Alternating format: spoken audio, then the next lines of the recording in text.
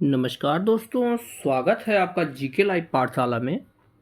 Uttar Pradesh police री exam के लिए सामान्य हिंदी का हम लोग सीरीज शुरू किए थे। इसमें से कुछ प्रैक्टिस सेट हो चुके हैं। आज उसी का हम अगला पार्ट देख रहे हैं। तो प्लीज़ वीडियो पसंद आ रही हो तो लाइक ज़रूर कीजिएगा, चैनल को सब्सक्राइब करना न भूलिएगा। चलिए शुरुआत करते हैं इस प्रैक्टिस सेट को। शुरुआत करने से पहले से आप लोग देख लीजिएगा आपके कितने क्वेश्चन सही हो रहे हैं। कमेंट के माध्यम से बताइएगा 37 क्वेश्चन से आपके कितने क्वेश्चन सही हो रहे हैं। पहला क्वेश्चन दिया गया है, वर्णमाला से जो कि है निम्नलिखित में से कौन सा उसमें व्यंजन है। सिंपल सा क्वेश्चन है, तो इसमें जो है ह हो जाएगा, क्योंकि स और ह जो होते हैं यह जो है उसमें व्यंजन निकल होते हैं। उसमें व्यंजन मतलब जिसे बोलने से जो है आपके मुंह से गर्म हवा निकलती है, जैसे स, ह, ये सब जो है गर्म हवा निकलती है, वो आपके उस व्यंजन के अंतर्गत आते हैं। इस बात को आप लोग ध्यान में रखिएगा। नेक्स्ट क्वेश्चन दिया गया है, दिए गए वाक्य में उपयुक्त विराम चिन्ह का चयन कीजिए। दिया गया है, जून जुलाई में यहाँ बहुत बारिश होती है, तो इसके बाद इसमें जो है कौन सा कॉमा लगाया जाएगा।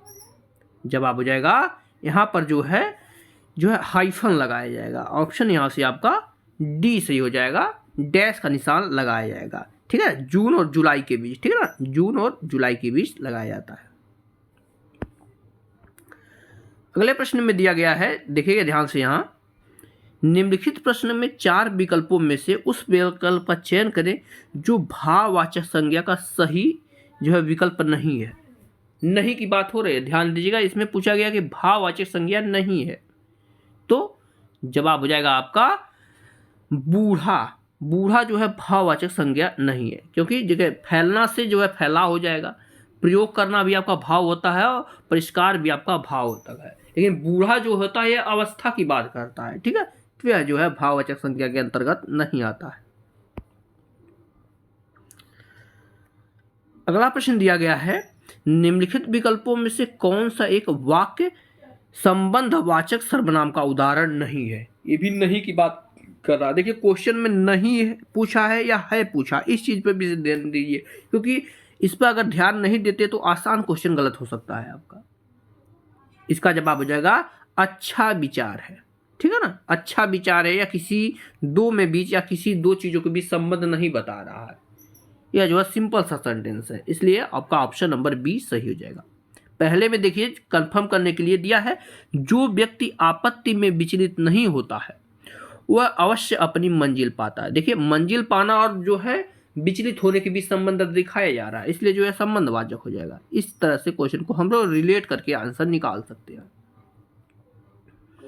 अगला प्रश्न है, क्रमवाचक विशेषण का एक उदाहरण कौन सा है।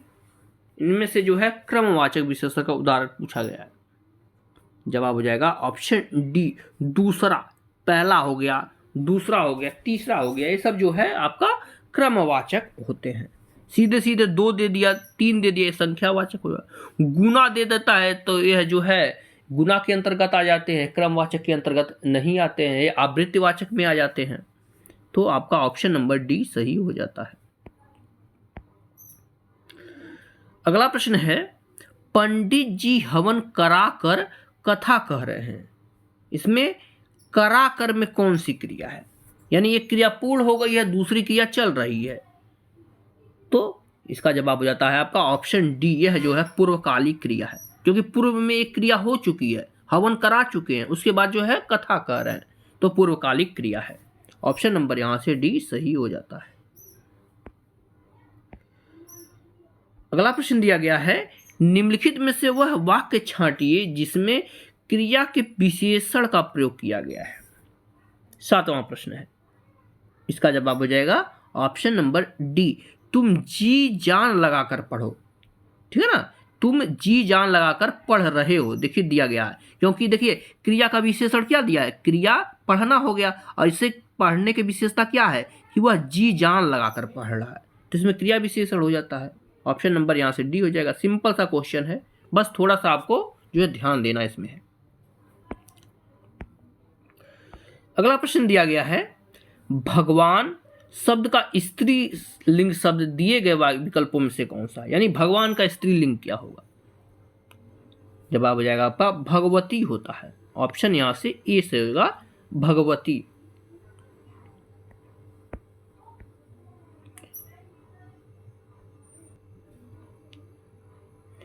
अगला प्रश्न दिया गया है, इनमें से एक बहुवचन क्या है? यानी एक का बहुवचन पूछा गया है। सिंपल सा ये भी क्वेश्चन है, हो जाएगा अनेक हो जाता है। एक का बहुवचन क्या होता है? अनेक हो जाता है। यही पूछा जाता है, देखिए एकैक, एकैक ध्यान दीजिएगा, एकैक में जो है कौन सा समास से पूछा जाता है, ठीक है ना? तो इसे आप लोग कमेंट के माध्यम से बताइए, इसमें कौन सा समास है, क्या अव्ययी भाव है या द्वंद्व समास है, दोनों में से बताइएगा जरूर, आप लोग कमेंट में बताइए, बहुत बार यह पूछा गया है। अगला प्रश्न दिया गया है, अध्यापिका नृत्य सिखाएंगी, इस वाक्य में क्रिया के किस काल का बोध करा रहा है? नृत्य सिखाएंगी, ठीक है ना, यानी सिखा नहीं रहे हैं, जो अब आगे की बात हो रही है। जवाब हो जाएगा सामान्य भविष्यत है, ठीक है ना, सामान्य भविष्य काल का यह उदाहरण है। सिखाएंगी, अभी सिखाया नहीं गया है, आगे सिखाएंगी, कौन? अध्यापिका। Option A. देखिए काल से एक एक क्वेश्चन निश्चित रूप से बनते हैं। अगला प्रश्न है, आम खाया जाता है, कौन सा वाच्य है? देखिए वाच्य तीन प्रकार के, कृतवाच्य होता है, भाववाच्य, कर्मवाच्य, तीनों आप लोग जान रहे हैं। तो यह जो हो जाएगा आपका ऑप्शन बी, इसमें जो है बी सही हो जाएगा, कर्मवाच्य है। आम खाया जाता है, यह जो है कर्मवाच्य है। नेक्स्ट क्वेश्चन में दिया गया है, इनमें से संबंध कारक का चिन्ह कौन सा है? यानी एक दूसरे के बीच संबंध बता रहा है।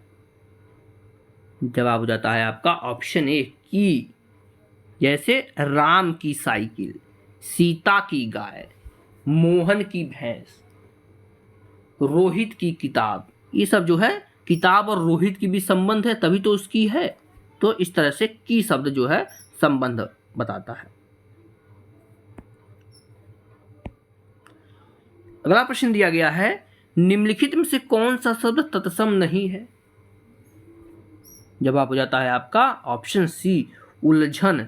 उलझन शब्द जो है यह तत्सम नहीं होता है, ठीक है ना, बाकी सबके सब तत्सम है। जैसे जो है उर्वर है, यह तत्सम है किसका? उपजाऊ। उपजाऊ का जो है तत्सम शब्द होता है उर्वर। ऑप्शन यहां से आपका सी सही हो जाएगा। अगला प्रश्न दिया गया है, अलंकार शब्द में कौन सा उपसर्ग है? कई बार पूछा गया है ये प्रश्न। जवाब हो जाएगा इसमें जो है अलम उपसर्ग है, ठीक है ना, अलम उपसर्ग है अलंकार में। इस चीज का भी आप लोग ध्यान रखिएगा कि इसमें जो है म के नीचे हलंत है, यानी आधा म है अलम अलंकार में। ऑप्शन यहां से ए सही है। नेक्स्ट क्वेश्चन है, महत्व में कौन सा प्रत्यय है? आप लोग जानते हैं उपसर्ग जो है शब्द के पहले लगता है और प्रत्यय बाद में लगता है, इसमें प्रत्यय पूछा गया है। जवाब हो जाएगा त्व प्रत्यय है। ऑप्शन यहां से सी सजेगा, त्व प्रत्यय है।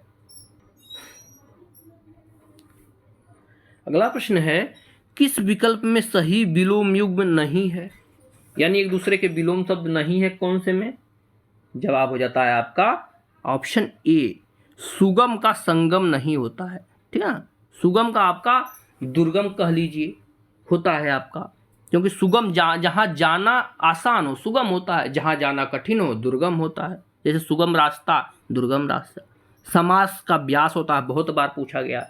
भोक्ता का जो है भोग्य होता है, और प्रसन्न का विपर्ण होता है। इस तीनों क्वेश्चन को ध्यान में रखिएगा, बार बार पूछा भी जाता है। बढ़ेंगे अगले प्रश्न की तरफ, तब तक एक बार प्लीज आप लोग वीडियो को लाइक जरूर कर दीजिएगा। दिया गया है, इसिप्त शब्द का विलोम क्या होगा? जवाब हो जाता है ऑप्शन ए, अनिक्षिप्त होता है। ऑप्शन यहां से आपका ए सही बन जाएगा। नेक्स्ट क्वेश्चन दिया गया है, इनमें से कौन सा शब्द आलोचना का पर्यायवाची शब्द नहीं है? आलोचना करना का पर्यायवाची नहीं है। जवाब हो जाता है ऑप्शन डी, सोचना। सोचना मतलब आलोचना नहीं करना होता। टिप्पणी, किसी पर जो है आलोचना करना या किसी के बारे में कहना टिप्पणी कहलाता है। समीक्षा भी आलोचना को ही कहते हैं। ऑप्शन यहां से डी सही है। अगला प्रश्न है, इनमें से कौन सा शब्द संपर्क का पर्यायवाची शब्द नहीं है? इसका जवाब हो जाता है आपका ऑप्शन नंबर यहां से सी, इश्क नहीं, ठीक है ना, क्या है, इश्क नहीं है। बाकी मिलन होता है, संयोग होता है, भेंट, एक दूसरे से भेंट मुलाकात होती है, एक दूसरे से मिलना भी संपर्क कहलाता है, लेकिन इश्क जो है यह संपर्क शब्द का पर्यायवाची नहीं है। अगला प्रश्न देखेंगे, दिया गया है जल, प्राण, पुत्र, इनमें से किस शब्द में अनेकार्थी हैं, यानी किस शब्द के अनेकार्थी शब्द हैं जल, प्राण, पुत्र। जवाब हो जाता है ऑप्शन सी, जीवन। जीवन जल को ही कहते हैं क्योंकि जल ही जीवन है, प्राण को भी जीवन कहते हैं और पुत्र को भी जीवन कहते हैं। इस चीज को भी ध्यान रखिएगा, यह जो है एक दूसरे के अनेकार्थी शब्द हैं। नेक्स्ट क्वेश्चन दिया गया है, अनिष्ट का अर्थ क्या होता है? परंतु अनिष्ट शब्द का अर्थ निष्ठाहीन होता है। ये समरूपी भिन्नार्थक शब्द है, यानी अनिष्ट का अर्थ एक तो आपका निष्ठाहीन हो जाता है और दूसरा क्या अर्थ होता है जो इसका जो है भिन्नार्थक होता है, जब आप बन जाएगा हानि होता है। ठीक है ना, ऑप्शन यहां से क्या सही हो जाएगा, हानि। अगले प्रश्न की तरफ बढ़ेंगे, दिया गया है जो छीड़ न हो सके उसके लिए एक शब्द है, क्या होगा? वाक्यांश के लिए एक शब्द। बार बार क्वेश्चन, 1 से 2 क्वेश्चन आपके पेपर में बनेंगे तो निश्चित रूप से इसे अच्छे से देखिएगा। जब आप बन जाएगा ऑप्शन सी, अक्षय होता है। ठीक है ना, अक्षय जो मिटे ना, जिसका छीड़ ना हो, अक्षय होता है। जिसका कोई अंत ना हो उसे अनंत बोलते हैं, जिसका कोई था ना हो उसे अपार बोलते हैं, यानी जिसे पार न लगाया जा सके, और जिसे मिटाया ना जा सके वह अमिट होता है। सभी क्वेश्चन पूछे भी गए हैं। नेक्स्ट क्वेश्चन दिया गया है, अद्यंत शब्द का अर्थ क्या है? जवाब हो जाएगा ऑप्शन सी, आदि से अंत तक। ठीक है ना, आदि से अंत तक अद्यंत होता है। ऑप्शन नंबर यहां से सी सही हो जाएगा। अगला प्रश्न है, धरेश का संधि विच्छेद बताना है। धरेश, जवाब हो जाएगा आपका ऑप्शन सी, धरा धन ईस होता है धरेश का, और यह जो है गुण संधि का उदाहरण है। ऑप्शन नंबर यहां से सी सही हो जाएगा। नेक्स्ट क्वेश्चन दिया गया है, पथ भ्रष्ट में कौन सा समास है? तो यहां देखिए विभक्ति आ रही है, पद से भ्रष्ट, और जहां विभक्ति आ जाए वहां तुरंत आप लोग जो है तत्पुरुष समास लगा दीजिए। ठीक है ना, पद भ्रष्ट मतलब पद से भ्रष्ट, अपने रास्ते से भटका हुआ, तो यह जो है पद भ्रष्ट हमेशा तत्पुरुष होता है। जहां पर भी विभक्ति आ जाए, जैसे पद से भ्रष्ट हो गया आपका, ये सब जो है तत्पुरुष समास के उदाहरण हो जाते हैं। अगला प्रश्न दिया गया है, यह जूते अच्छे हैं, वाक्य कहां पर अशुद्ध है? यह जूते अच्छे हैं, तो यह शब्द सीधे सीधे एक वचन के लिए होता है, लेकिन जूते दिया गया है बहुवचन हो जाएगा। इसका जवाब हो जाएगा आपका, यह शब्द जो है आपके जूते से नहीं मिल रहा है, ये जूते अच्छे हैं ऐसे बोला जाता है। एक जूते की बात होती ना, जूते हमेशा पैर में ही रहते हैं, तो ये जूते हो जाएगा, ना कि यह जूते। ऑप्शन ए आपका सही हो जाएगा। अगला प्रश्न दिया है, भक्ति रस के प्रतिष्ठापक आचार्य इनमें से कौन है? यानी भक्ति रस को की शुरुआत, यानी भक्ति रस के बारे में बताया कौन था सबसे पहले? जवाब हो जाएगा रूप गोस्वामी थे भक्ति रस के प्रतिष्ठापक। ऑप्शन यहां से ए सही बन जाएगा। नेक्स्ट क्वेश्चन दिया गया है, सरसी छंद में होती है। तो सरसी छंद की अगर बात करते हैं तो इसमें जो है आपके 27 मात्राएं होती हैं, 16-11 पर यति होती है और अंत में गुरु होता है। ठीक ना, गुरु वर्ड होता है, यानी गुरु और लग, अंत में गुरु और लग दोनों होता है। आपकी जो है पता है, एक होता है तो आपका लग हो जाता है, गुरु होता है तो आपका यश की तरह बनता है। इस तरह से आप लोग जो है छंद में पढ़ते आए हैं। और यति, गति, ये सब चीजें आप लोग ध्यान रखिए। यति जहां हम थोड़ा सा रुकते हैं वो यति होता है, गति में जो है देखा जाता है, तो ये सब जो है छंद में आप लोग पढ़ते हैं। अगला प्रश्न है, तरन तनुजा तट तमाल तरुअर बरछाए, झुके कूल सो जल परसन हित मनहु सुहाए। इसमें पूछा गया है कौन सा अलंकार है? कभी कभी बस एक ही लाइन दिया जाता है, यहीं तक बस दिया जाएगा, तरि तनुजा तट तमाल तरुअर बरछाए, यही बस पूछ लिया जाता है और पूछा जाता है कि इसमें कौन सा अलंकार है। जवाब हो जाएगा ऑप्शन नंबर डी, इसमें जो है उत्प्रेक्षा अलंकार है। ठीक है ना, क्या है? उत्प्रेक्षा अलंकार। ऑप्शन डी सही है। अगले प्रश्न की तरफ बढ़ेंगे। 30 नंबर का प्रश्न स्किप हो गया है, आएंगे 31 नंबर के प्रश्न पर। दिया गया मुहावरे से जो है मिलान करना है, ठीक है ना। मुहावरे से मिलान करना है, कौन से मुहावरे का वाक्य प्रयोग है यानी अर्थ है, ठीक है ना। देखेंगे आपका कौन सा नंबर का क्वेश्चन है, 31 नंबर का क्वेश्चन है, ठीक है ना। दिया गया पहला मुहावरा छाती लगाना, मुहावरे का अर्थ क्या है। तो छाती लगाना मतलब गले लगना या आलिंगन करना, पहले का दो से मिला देंगे। छाती पर सांप लौटना, इसका अर्थ पूछा गया है, तो हो जाएगा ईर्ष्या के कारण व्यथित हो जाना, यानी ईर्ष्या करना साथ, ये उससे मिला देंगे। छाती उमड़ना की बात करें यानी प्रसन्न होना हो जाता है, ठीक है ना, खुशी से प्रसन्न होना छाती उमड़ना होता है, फूले न समाना। छाती फटना का होता है बहुत दुख या वेदना होना, बहुत ज़्यादा दुखी हो जाते हैं तो छाती फटना बोलते हैं। तो इस तरह से हम मिलान करेंगे तो आपका ऑप्शन नंबर यहाँ से सी सही हो जाएगा। अगला प्रश्न है कान कतरना, मुहावरे का अर्थ क्या है। क्या कान कतरना, जवाब हो जाएगा बहुत अधिक चालाक होना, ऑप्शन यहाँ से बी सही हो जाएगा। क्या, बहुत अधिक चालाक होना। नेक्स्ट क्वेश्चन दिया गया है विनय पत्रिका किसकी रचना है। बहुत ही सिंपल सा क्वेश्चन है। विनय पत्रिका यह जो है आपकी तुलसीदास जी की रचना है, ठीक है ना। तुलसीदास जी की रचनाएं बहुत बार पूछी जाती हैं, तो आप लोग सभी के सभी ध्यान में रखिएगा। अगले क्वेश्चन में आपके जो है गद्यांश दिया गया, इसे पढ़ के आंसर देने हैं। तो एक बार हम लोग गद्यांश को थोड़ा सा देख लेते हैं। आप लोग वीडियो को पॉज करके एक बार गद्यांश को जरूर देख लीजिएगा। दिया गया है आवश्यकता इस बात की है कि हमारी शिक्षा का माध्यम भारतीय भाषा हो, जिसमें राष्ट्र के हृदय मन और प्राण के सूक्ष्मतम और गंभीरतम संवेदन मुखरित हों, और हमारा पाठ्यक्रम यूरोप तथा अमेरिका के पाठ्यक्रम के आधारित न होकर हमारी अपनी सांस्कृतिक परंपराओं एवं आवश्यकताओं का प्रतिनिधित्व करें।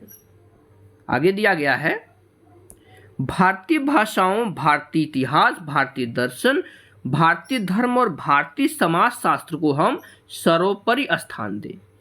उन्हें अपने शिक्षा क्रम में गौण स्थान देकर या शिक्षित जन को उससे वंचित रखकर हमने राष्ट्रीय सांस्कृतिक में एक महान रिक्त को जन्म दिया है, जो नई पीढ़ी को भीतर से खखोल रहा है। हम राष्ट्रीय परंपरा से ही नहीं, सामायिक जीवन प्रवाह से भी दूर जा पड़े हैं। विदेशी पश्चिमी चश्मों के भीतर से देखने पर अपने घर के प्राणी भी बेपहचाने और अजीब से लगने लगते हैं। शिक्षित जन और सामान्य जनता के बीच खाई बढ़ती गई है और विश्व संस्कृति की दावेदार होने पर का दंभ करते हुए भी हम घर में वामन ही बनकर रह गए हैं। इस स्थिति को हास्यास्पद ही कहा जा सकता है। देखिए यहाँ पर जो है हमारी शिक्षा और संस्कृति को बढ़ावा देने की बात की गई है, क्योंकि जो है हम पश्चिमी देशों को देखकर जो है अपनी शिक्षा और संस्कृति को भूलते जा रहे हैं, ठीक है ना। देखिए हमारी हिंदी को जो है बहुत महत्व नहीं दिया जा रहा है, ज़्यादातर देखा जाए तो इंग्लिश को ही महत्व दिया रहा है, क्योंकि हम पश्चिमी संस्कृति की तरफ बढ़ते जा रहे हैं और अपनी संस्कृति और अपनी शिक्षा को हम धीरे धीरे भूलते जा रहे हैं। तो जो है अपनी शिक्षा का प्रचार करने पर यहाँ पर जोड़ दिया गया है गद्यांश में। अब इसके प्रश्न कैसे बन रहे हैं इसे देखेंगे। दिया गया है उपरोक्त गद्यांश में इनमें से सर्वाधिक उपयुक्त शीर्षक क्या होगा, यानी इस शीर्षक को क्या बोलेंगे हम। जवाब हो जाता है ऑप्शन ए, हमारा शिक्षा माध्यम और पाठ्यक्रम। ऑप्शन यहां से ए आपका सही हो जाएगा। अगला प्रश्न है उपरोक्त गद्यांश के अनुसार हमारी शिक्षा का माध्यम किस भाषा में होना चाहिए। जवाब है हमारी शिक्षा का माध्यम जो है भारतीय भाषा में होना चाहिए, ना कि विदेशी भाषा। यहां से आपका ऑप्शन डी सही हो जाता है।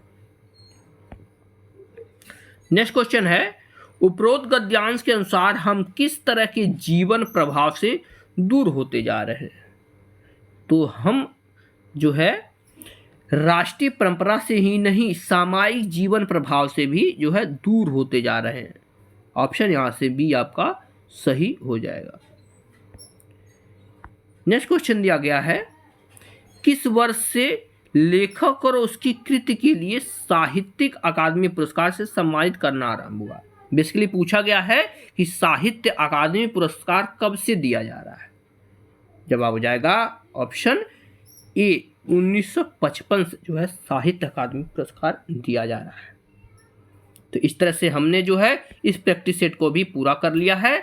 आप लोग कमेंट के माध्यम से बताएं कि आपके कितने क्वेश्चन सही हो रहे हैं। वीडियो पसंद आए हो तो आप लोग लाइक जरूर कीजिएगा, चैनल को सब्सक्राइब करना न भूलिएगा।